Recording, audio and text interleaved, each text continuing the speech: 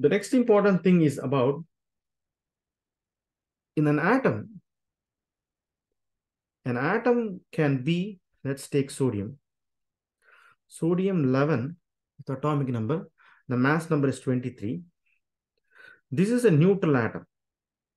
Neutral means, usually the meaning of neutral is they have what they are supposed to have. So neutral means this species has 11 proton, 11 electrons. But sodium can lose electrons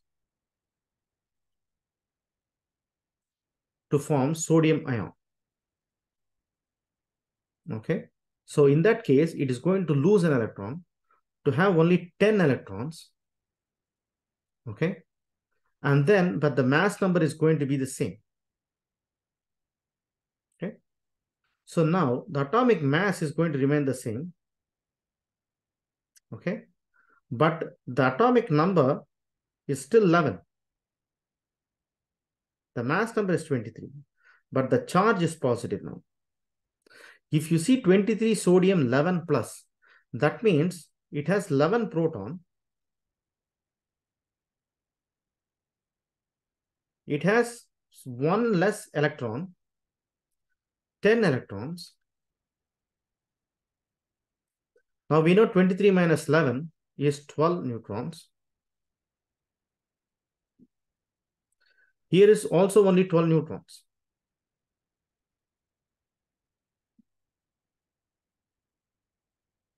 Okay. So the number of protons versus number of electrons have changed. Inside the nucleus, there is no change. Right? Inside the nucleus, there is no change because nothing has happened inside the nucleus. Okay, we still have 11 protons and 12 electrons, and 11 protons and 12 electrons, but only an electron is lost. Since an electron is lost, when we have 11 protons and 10 electrons, I have one positive charge more that I represented by a positive charge.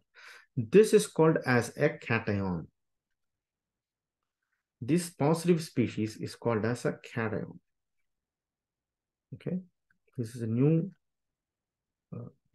terminology we are talking here called cation. So the first we talked about neutral species. Next we are talking about a cation, which is a positive species. Okay. Now sodium can gain electron, but it is not a great species to gain electron. So we are going to look at a different example.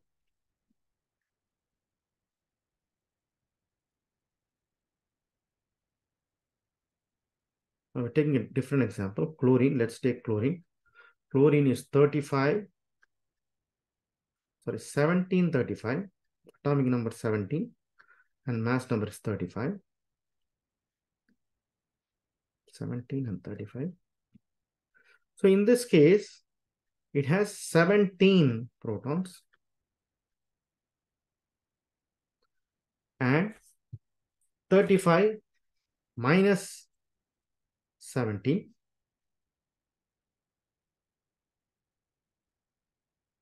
So now we have 18 neutrons and 17 electrons. So the chlorine is a species usually gains electrons. We are going to look at why we are saying gaining and losing. Okay. If it gains an electron, it will have a negative charge at the top, but still the mass number 35 and 17 remains the same. Now here you have another 17 proton. Once again, it will have only 18 neutrons, but you have, instead of 17 electrons, you will have 18 electrons here. So same number of protons, same number of neutrons, but the number of electrons have increased. This kind of species, we call them anions. So cations are positively charged and anions are negatively charged species. So neutral species means they have what they are supposed to have. But positively charged means they have extra, they have lost electrons. They're not the extra. Say they have lost electrons. Okay, when they lose electrons, here they gain electrons. Okay, it's very important.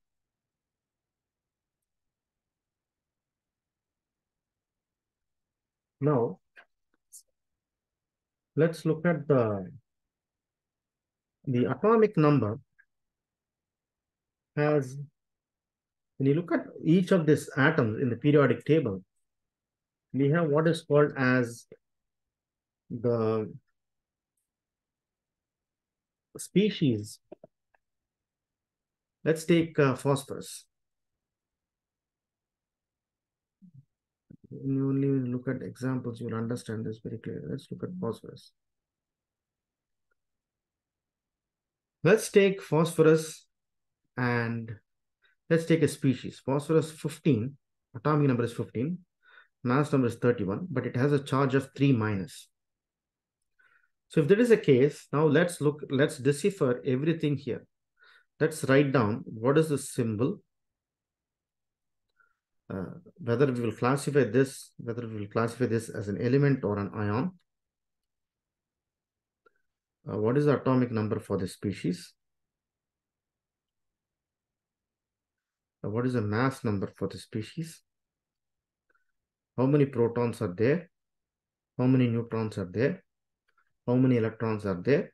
What is the correct atomic mass? Okay, so here it is atomic number.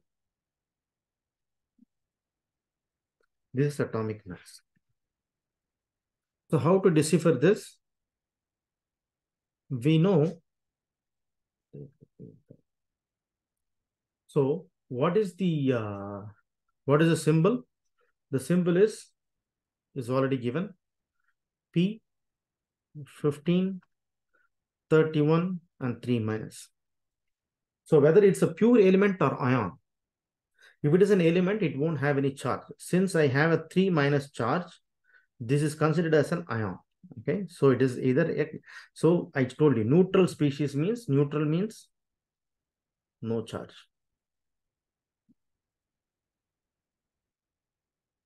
Cation means you should have a positive charge.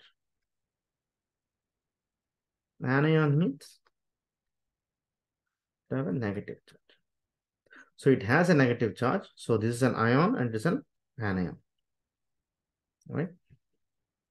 So what is atomic number? Atomic number is 15.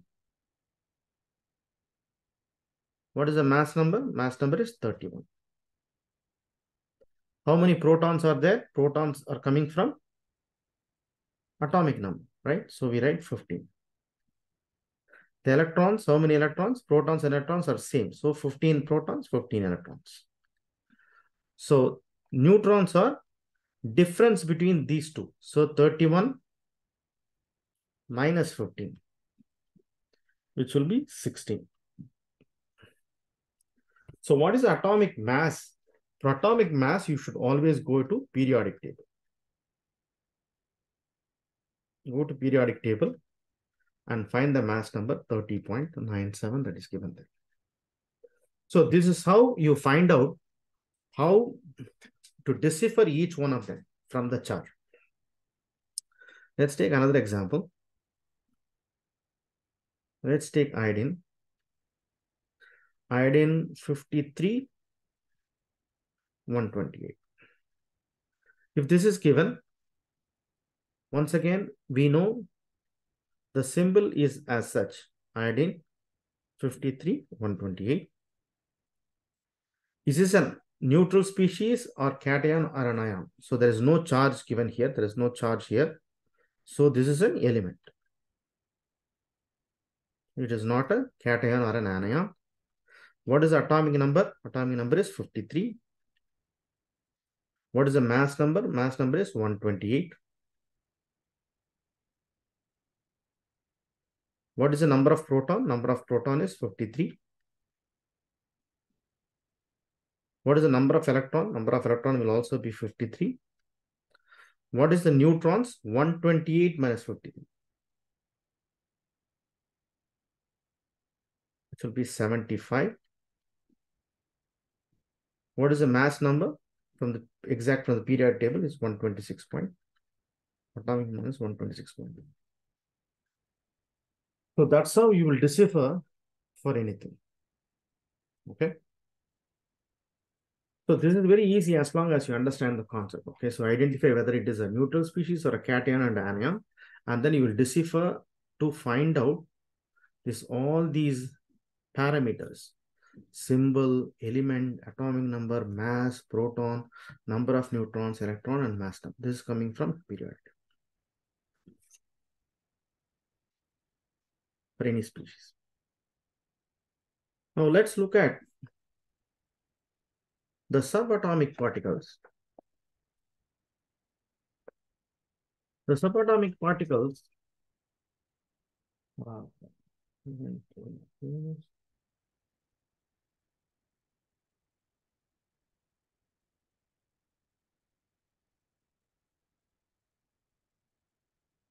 so the subatomic particles, who discovered the subatomic particles? And then what are the information that we have to know in terms of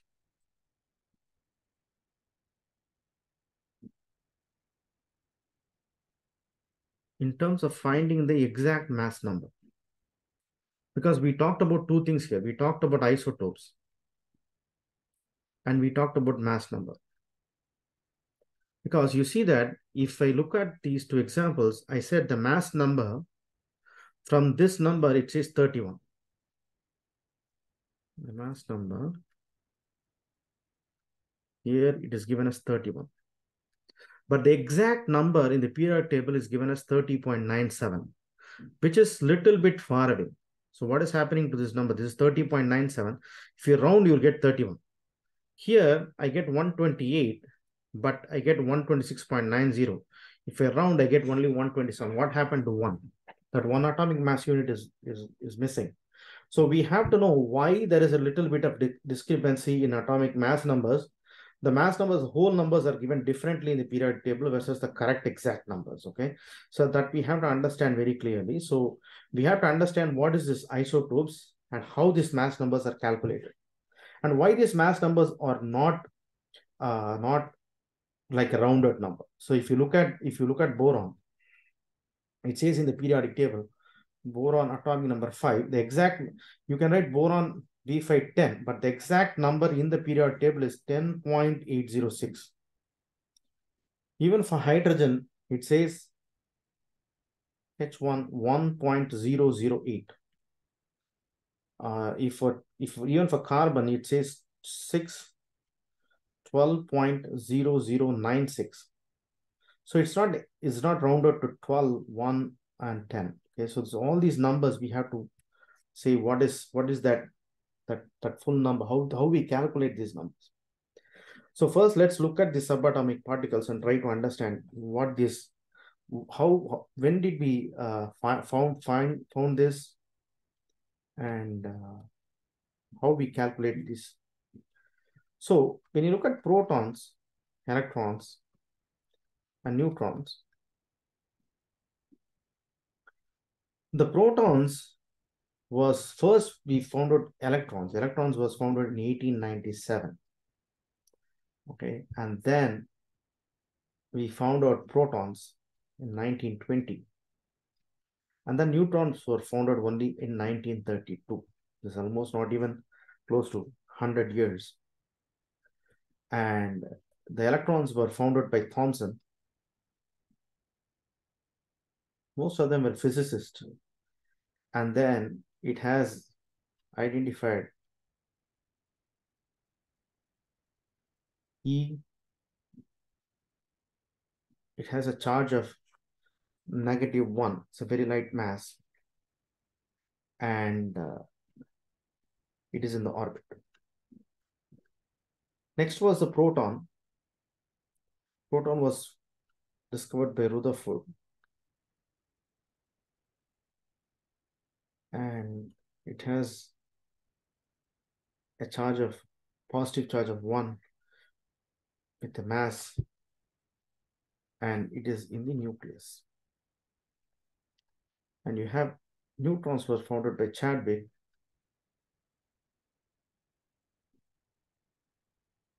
Neutron charge.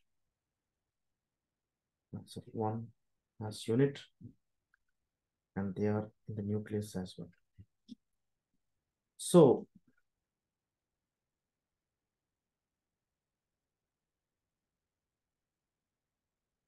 if you look at this most primary discovery, this discovery is pretty much within this 100 years of this. And then the chemistry has developed within this 100 years to so far in magnitude that you can't even imagine that we can make medicines for our well-being. Now let's look at a couple of examples based on the masses, okay, and then try to understand how we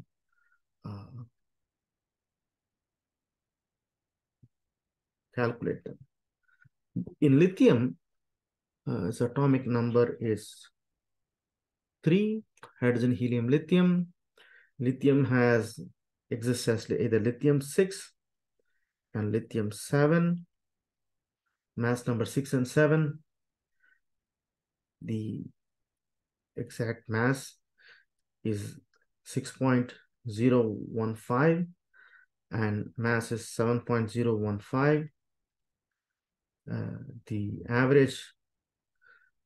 amount is 7.42% of as lithium 6 and 92.58% of lithium 7. How do we know? We put it inside what is called as a magnetic spectrometer. So how to find the average of this? So to find the average of this, the average is not like a mathematical average. We are not going to take these two numbers and divide by 2. So we are going to take the average 7.42% means divided by 100 times 6.015. You want to watch this very carefully. Plus 92.58 divided by 100. That is the second one. Times 7.015. I just added both of these numbers now, which will give you an average of 6.9418. Okay, this is the number you see in the periodic table. Okay, this is very important. Okay, you don't see these two numbers, but you see this number. Okay, so you see this number in the periodic table. Okay, so what I did, I just took the correct percent and then multiplied by its corresponding AMU, and I added with the next one, 92.58 divided by 100 times 7.0. Okay. Let's take another example. When the mass spectrometer provides a data, okay, this is how the data sheet will look like. Okay, how the data sheet look like? The data sheet look like this. So it will look like this. It prints something like this. So it will start from where it is going to see 89, 90, 91, 92, 93. Let's say that your mass is close to this. It's going to print from 0, 1, 0, but we are going to take this from where it is essential. So it's going to say, it's going to draw a line saying, okay, 51.5%. Here, 91, I have 11.2. Here I have 17.1. I have 94. I have 17.4. I have 96. I have 2.8, something like that. 0.8. So something like that. So it gives you a full line. Okay, it shows like this. Okay, this is the mass. These are the mass numbers. And this is the percent. Okay, it's 51.5%, 11.2%, 17.1%, 17 and 2.8%. So if the machine gives you this data, you can easily calculate the mass of the species, the average weight of the species. How to calculate? So we are going to calculate this. So for each one of them, you're going to take 51.5. That is a percent, like the one, 51.5. It's a percent. So times 100 multiplied by 90, close it, plus 11.2%, 11.2 times 100 multiplied by 91 plus 17.1 divided by 100 times 92 plus, I don't have anything for 93, 17.4 divided by 100 times 94 plus 2.8 divided by 100 times 96. So if I do this, solve each one of them, and then you add all of them, you will end up with the number 91.3 AMU. Now I go and look at where is 91.3 roughly in the periodic table. So this 91.3 is close to the 91.224 is zirconium 40. So this element must be zirconium. So that's how I'm going to figure out. Okay, I'm just looking at this data where this number is in the periodic table. Okay, so this number is going to be in the periodic table. So this number, when you look at the periodic table, find in periodic table. So in the periodic table, I have this 91.3 AMU.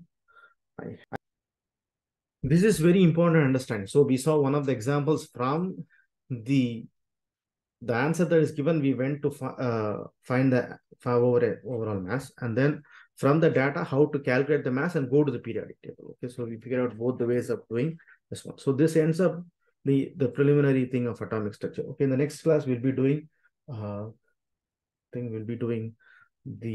next chapter. Okay, thank you.